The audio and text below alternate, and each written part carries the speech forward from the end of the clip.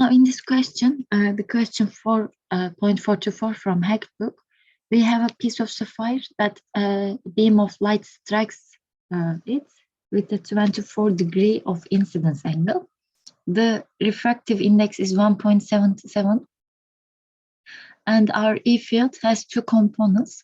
One is perpendicular with a value of 25 volt per meter, and one is parallel with an amplitude of 14 volt per meter.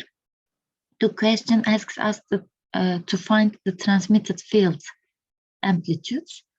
We know that from equations 4.35 and 4.39, T is equal E incident, E transmitted over E incident.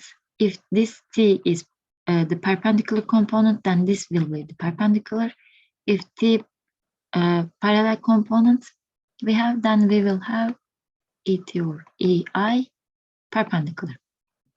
So we will first find the T perpendicular and T parallel transmission coefficients, and then by taking the ratio with these given amplitude values of the incidence, we will find the transmitted field amplitude.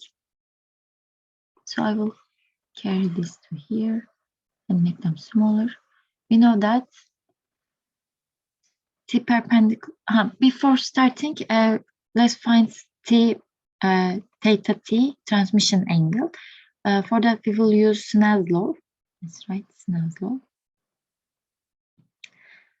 We know that M1, or let's say an incident, sine theta incident, which is given as 24 degrees, will be equal to N transmittance, which is 1.77 sine theta transmission, then arc sine.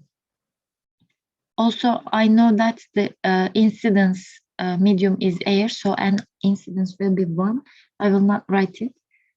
Sine 24 over 1.77 will give me the transmission angle, which will be equal to 13.28. Now I can write T perpendicular. I know the formula. 2N incident cosine theta incident over N incident cosine theta incident plus N transmitted cosine theta transmitted. I will directly substitute everything 2 times. I will not write 1 again. Cosine 24 over 1 times cosine 24 plus 1.77 cosine 13.28. And if we do the calculation, we will find T transmission coefficient, the perpendicular component of T transmission coefficient will be 0.693. Now for parallel, I will do something similar. Again, I will use the formula directly.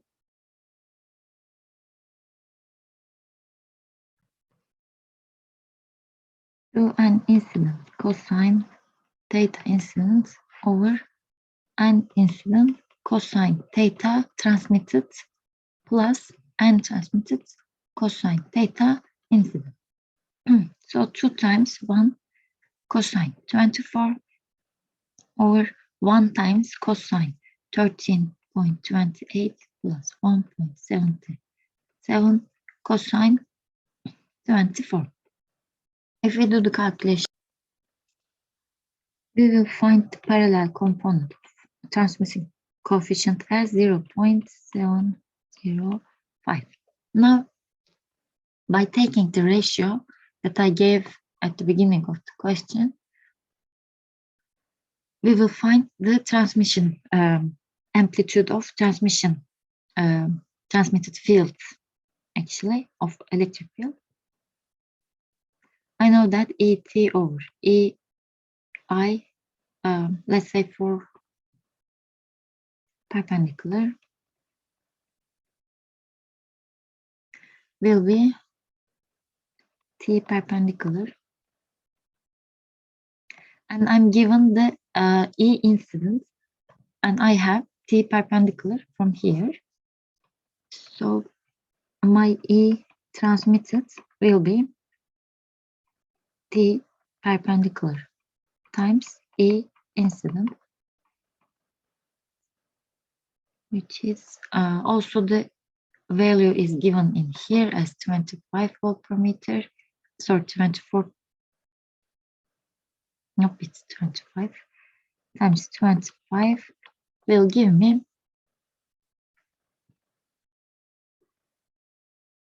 16.632 volt per meter. I will do the same for the parallel. Let's say for parallel. Again, ET over E incident parallel will be equal to T parallel.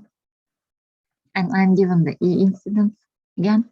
Then ET for parallel, let's say parallel. Here, let's say perpendicular.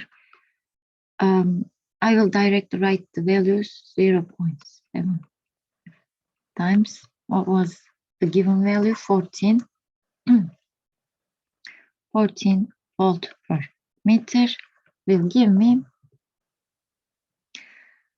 9.87 volt per meter.